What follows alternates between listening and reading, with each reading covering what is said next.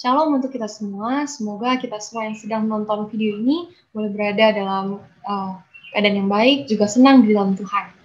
Baik, sebelum kita memulai membahas rangkuman sekolah sahabat kita, mari kita bersatu dalam doa. Tuhan, Allah Bapa bertahan di kerajaan surga, kami mengucap syukur, kasih-Mu masih berkelimpahan Tuhan dari kami hingga saat ini. Pada saat ini Tuhan kami ingin membaca sedikit firman-Mu, bantu kami untuk boleh mengerti, karena hal untuk berbicara dengan baik, silakan Roh Kudus-Mu untuk yang mendengar, agar boleh tersentuh hatinya, untuk lebih dekat lagi dengan. Terima kasih ya Bapak, dan Yesus kami berdoa. Amin. Judul daripada sekolah sahabat kita minggu ini adalah gelisah dan memberontak. Ayat intinya terdapat dalam 1 Korintus 10 ayat 11. Isinya, semua ini telah menimpa mereka sebagai contoh dan dituliskan untuk menjadi peringatan bagi kita yang hidup pada waktu di mana zaman akhir telah tiba. Ini adalah bagaimana kita mempelajari pelajaran minggu ini yang yaitu dari kisah bangsa Israel menuju bangsa Kanaan, dan boleh menjadi pelajaran untuk kita saat ini. Pelajaran kita pada hari Minggu berjudul adalah gelisah di padang belantara. Satu minggu ini kita belajar tentang dari bangsa Israel yang sedang dalam perjalanan menuju tanah perjanjian. Khususnya dalam bilangan 11 hingga 15. Pada hari Minggu ini, pada pelajaran hari Minggu kita membahas bagaimana dalam bilangan 11, bangsa Israel bersungut-sungut dan menyatakan ketidakpuasannya. Bangsa Israel mengingat-ingat makanan yang mereka nikmati di tanah Mesir. Mereka mengingat ikan, mereka mengingat bawang prei, mentimun, semangka, bawang merah, bawang putih. Mereka mengingat semua makanan-makanan yang mereka tidak miliki lagi pada saat itu di padang belantara.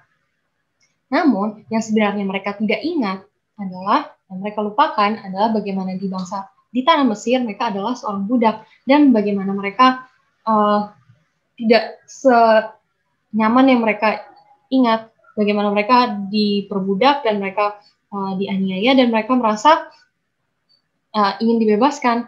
Mereka melupakan bagaimana perlindungan Tuhan melindungi anak sulung mereka dari malaikat maut. Mereka melupakan keajaiban Tuhan di Laut Merah, menelan musuh-musuh mereka. Mereka melupakan semua mujizat-mujizat di tiang api, tiang awan, yang mereka bahkan masih rasakan di saat itu juga.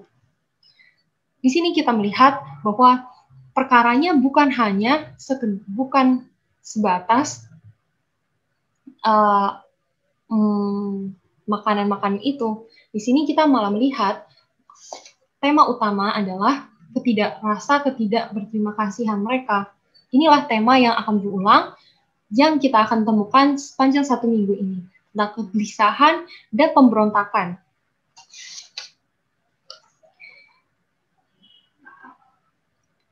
Jika kita melupakan berkat-berkat Tuhan di masa lalu, dan kita tidak yakin apa yang Tuhan akan lakukan di masa depan, maka naturalnya adalah kita menjadi tidak puas dengan apa yang kita miliki saat ini, karena tidak ada landasan yang kita ingat bahwa Tuhan telah menyertai kita sebelumnya. Analoginya adalah seperti seorang bayi yang akan menangis dan menjerit-jerit karena kebutuhannya yang mendesak saat itu. Ketika ia lapar, ia akan menangis. Ketika ia membutuhkan sesuatu, hingga kebutuhannya itu terpenuhi. Tapi anak bayi ini tidak memiliki memori, tidak mengingat bagaimana sebelum-sebelumnya orang tuanya selalu memberikan dia makan, dan tidak memiliki iman bagaimana ke-depannya orang tuanya selalu akan memberikan dia makan dan menjaganya dan merawatnya. Nah, sama seperti itulah bangsa Israel yang sangat melihat pada saat itu saja dan melupakan perlindungan dan mujizat-mujizat penyediaan Tuhan yang sebelumnya. Maka rasa tidak berterima kasih itu menandai ketidakdewasaan rohani. Ketidakdewasaan rohani seperti seorang bayi. Nah, kemudian kita membaca Tuhan memberikan apa yang Tuhan berikan. Tuhan memberikan mereka selama di perjalanan itu adalah mana yang mereka tolak karena mereka bosan makan mana, mereka menginginkan yang lain. Yang mana kita mengetahui mana adalah melambangkan Yesus, dan ini mana melambangkan firman Tuhan yang datang kepada dunia, itu Yesus. Juga akhirnya Tuhan memberikan mereka burung puyuh dalam Bilangan 11 ayat 16 hingga 33 untuk memenuhi rasa keinginan mereka. Pertanyaan yang menarik di sini adalah mengapa mudah mengingat masa lalu lebih baik daripada yang sebenarnya?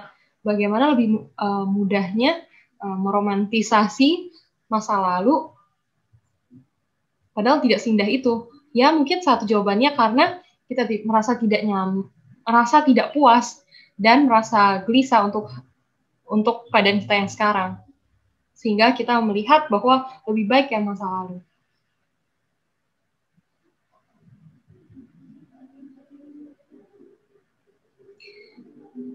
Pada hari Senin kita belajar, judulnya adalah menular. Kita belajar dari Bilangan 12. Bagaimana Miriam dan Harun membuat perkara tentang bagaimana Musa mengambil istri seorang Kush. Mereka tidak menyenangi hal tersebut karena pada zaman itu yang lebih baik adalah untuk menikah sesama bangsa Israel, seperti itu.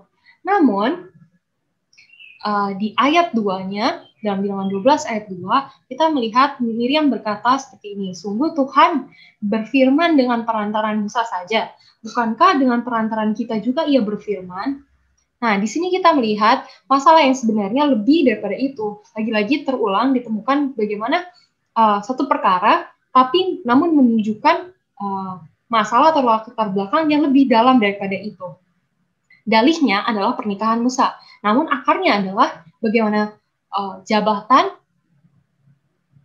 permasalahan haus jabatan, kuasa, dan juga mempermasalahkan tentang karunia kenabian. Hal ini bisa sampai kepada istri Musa karena yang mengusulkan untuk membuat satu sistem pemerintahan yang baru, 70 tua-tua itu adalah mertua daripada Musa, papa daripada Zipora. Nah, dan saat perubahan ini dilakukan, yang awalnya hanya eksklusif pemerintahan terpusat, kemudian pemerintahan ini diganti, tidak terlebih dahulu diberitahukan kepada atau dirundingkan atau dikonsultasikan kepada Musa dan Miriam dan Harun. Dan Miriam dan Harun merasa menjadi mungkin tersindir dan merasa jabatannya terancam. Jadi di sini akarnya adalah haus jabatan. Seperti itu. Dalam Sekolah Sahabat dikatakan, padahal kenapa Tuhan memilih Musa dibanding Miriam dan Harun atau yang lain, karena Musa telah belajar bahwa dia sangat bergantung kepada Tuhan. Nah, kita mengetahui cerita selanjutnya adalah karena kesalahan atau ketidakpuasan yang diutarakan ini, yang akarnya lebih dalam oleh Miriam dan Harun, Miriam diberikan penyakit kusta. Dan Musa menjadi perantaraan Miriam dan meminta pengampunan kepada Tuhan. Dan di sini Tuhan mengampuni Miriam dan setelah 7 hari Miriam pun sembuh. Di sini kita mendapatkan pertanyaan yang sangat menarik ya. Daripada mengeluh dan mengkritik kepemimpinan gereja kita pada saat ini, dapatkah saya menjadi perantaraan bahkan saat saya tidak setuju dengan mereka, dengan petinggi-petinggi gereja? Lagi-lagi bagaimana kita tidak ada lebih baiknya kalau kita hanya mengkritik. Malah bisakah saya, walaupun saya tidak setuju dengan kepemimpinan, saya menjadi perantaraan kepada Tuhan dengan mereka.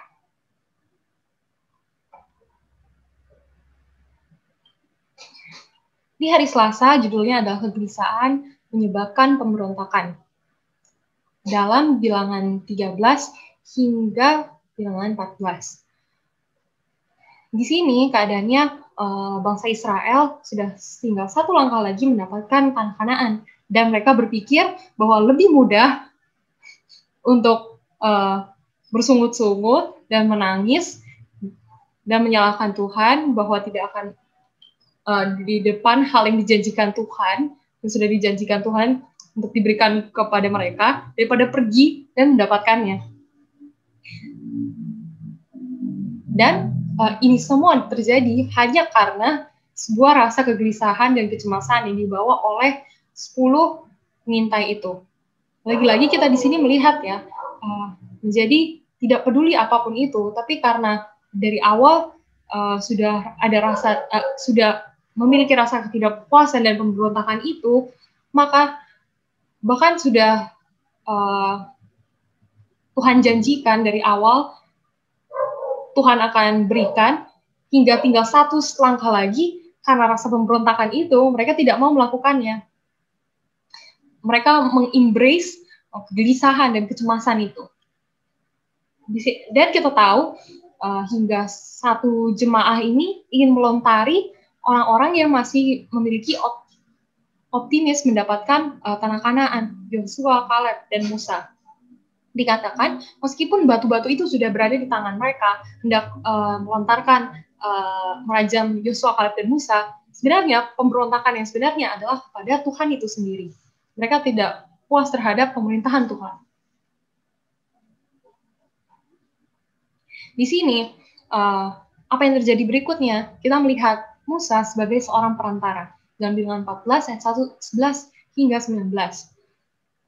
Tuhan berkata kepada Musa bahwa bangsa ini sudah memberontak, dan Tuhan memberikan kesempatan kepada Musa bahwa untuk membinasakan semua bangsa ini dan membuat bangsa baru yang berasal daripada Musa sebagai bapaknya. Namun Musa menolak menolak ini, dan ia memohon menjadi perantara antara Tuhan dan bangsa Israel. Walaupun bangsa Israel juga memberontak terhadap Musa, tapi Musa menjadi perantara bagi bangsa Israel dan memohon pengampunan kepada Allah Bapa. Memohon pengampunan kepada Tuhan. Nah, di sini Musa yang dilakukan Musa itu cocok menggambarkan perantaraan yang Yesus lakukan bagi manusia. Bagaimana bahkan manusia sendiri sudah memberontak terhadap Yesus, dan Yesus memiliki sebagai Tuhan, ia memiliki begitu banyak kesempatan, tapi Yesus memilih untuk datang sebagai manusia dan menjadi perantara bagi manusia dan meminta pengampunan untuk manusia kepada Allah Bapa. Jadi di sini kita juga mendapatkan satu janji yang begitu indah, bagaimana Yesus tidak akan mengabaikan kita karena kita telah mengecewakan Yesus. Karena bagaimanapun juga tugas Yesus adalah menjadi perantara bagi kita dengan Allah. Dan Yesus sudah menyelesaikan misinya itu dengan berhasil.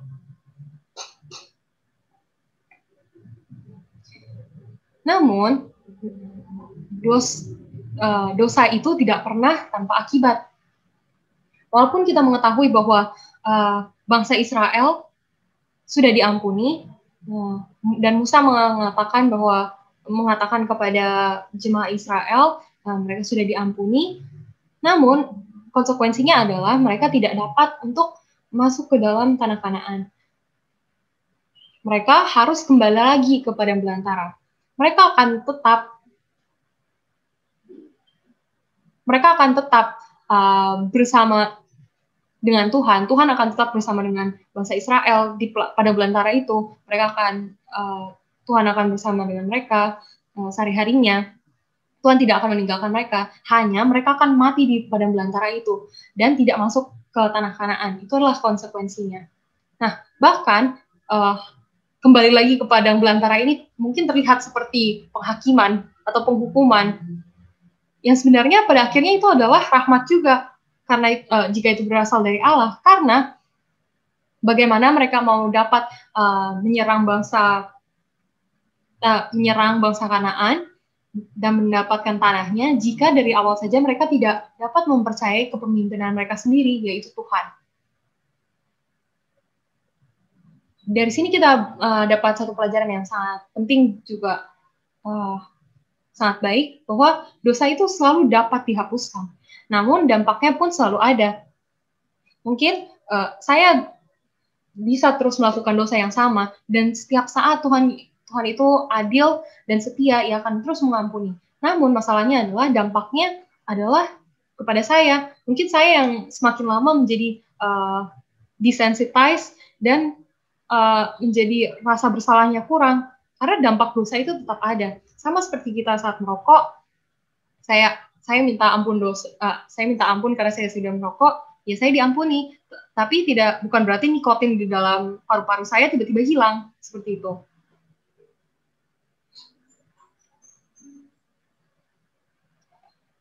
Di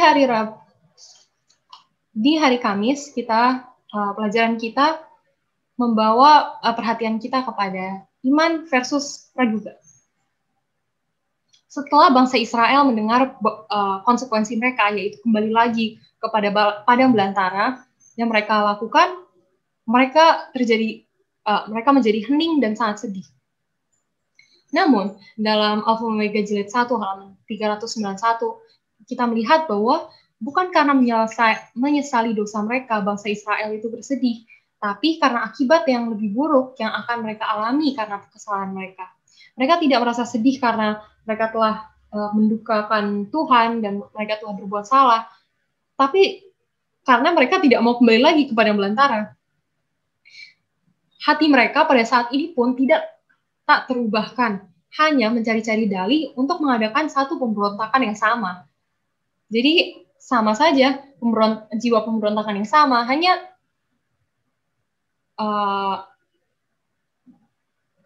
actionnya yang berbeda.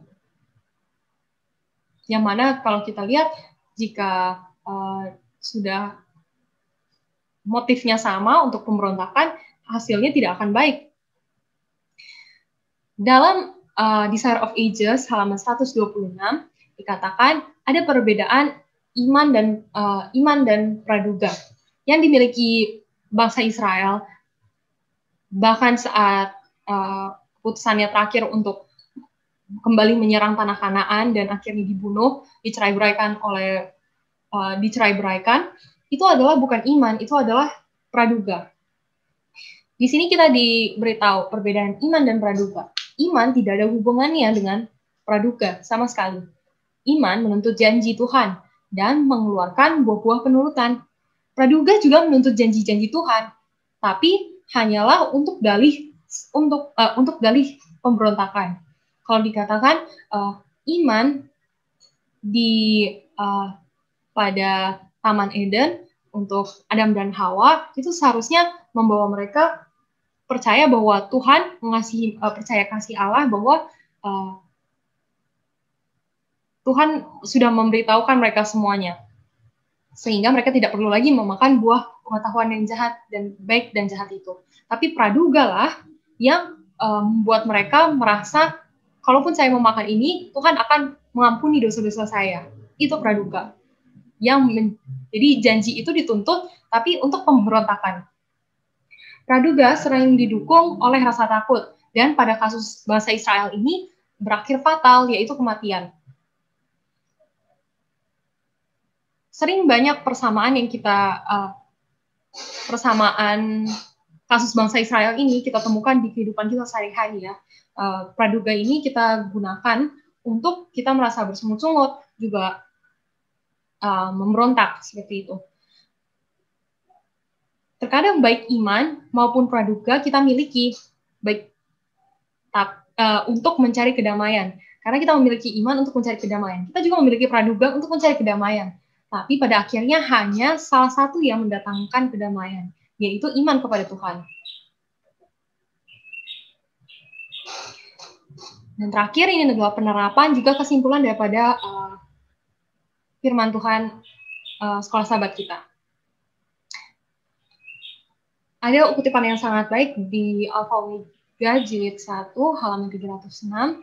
Katakan Yesus adalah sahabat kita. Segenap surga menaruh perhatian akan kesejahteraan kita. Dan kecemasan serta ketakutan yang ada dalam diri kita mendukakan Roh Kudus Allah. Surga pun tidak pernah menginginkan agar kita merasa cemas atau sedih atau gelisah. Dan kecemasan dan ketakutan itu mendukakan Roh Kudus di dalam hati kita. Tuhan tidak mau kita itu merasa terlalu terpusingkan, seakan-akan kita tidak memiliki Allah, dan seolah-olah kebahagiaan kita terdiri dari perkara-perkara duniawi. Bukanlah kehendak Allah agar umatnya itu dibebani oleh urusan-urusan hidup. Kemudian ada pertanyaan reflektif yang sangat baik untuk dipertanyakan, apakah saya juga bersikap tidak mau percaya seperti itu? Mengapa saya harus bersikap tidak tahu berterima kasih dan tidak mau berharap? Contohnya adalah ketika saya memiliki cobaan yang saya alami saat ini, dan saya hanya berfokus pada cobaan ini dan melupakan cobaan ini, dan saya bersungut-sungut kepada Tuhan, kenapa Tuhan seperti ini. Tidak ada salahnya untuk menceritakan semua isi hati kita kepada Tuhan. Itulah yang Tuhan inginkan. Tapi menjadi salah ketika kita melupakan semua keajaiban-keajaiban Tuhan di kehidupan kita yang sebelumnya. Karena ketika kita sudah mengingat itu, pastilah kita memiliki semangat dan juga iman bahwa Tuhan juga pasti akan melewatkan saya melalui pencobaan saya yang saat ini. Maka hilanglah rasa kecemasan dan juga kegelisahan dan pemberontakan itu. Mungkin demikian pembahasan rangkuman sekolah sahabat kita minggu pelajaran kedua. Saya harap ini boleh menjadi berkat untuk kita semua dan kita boleh menjadi lebih dekat lagi kepada Tuhan dan lebih berbahagia di dalam Tuhan. Baiklah, izinkan saya untuk menutup di dalam doa. Tuhan Allah Bapa bertada dalam kerajaan surga, terima kasih atas segala yang telah Engkau berikan. Ampuni kami Tuhan, jika kami selama ini ada sungut-sungut dan kurang percaya terhadap-Mu. Kami telah sadar Tuhan, kami telah menyakiti hati-Mu. Bantu kami Tuhan untuk boleh lebih mengerti akan kasih-Mu dalam kehidupan kami, dan bantu kami boleh semakin hari lebih dekat dengan-Mu. Terima kasih Tuhan, dalam Yesus kami berdoa, amin. Terima kasih, Tuhan Yesus memberkati.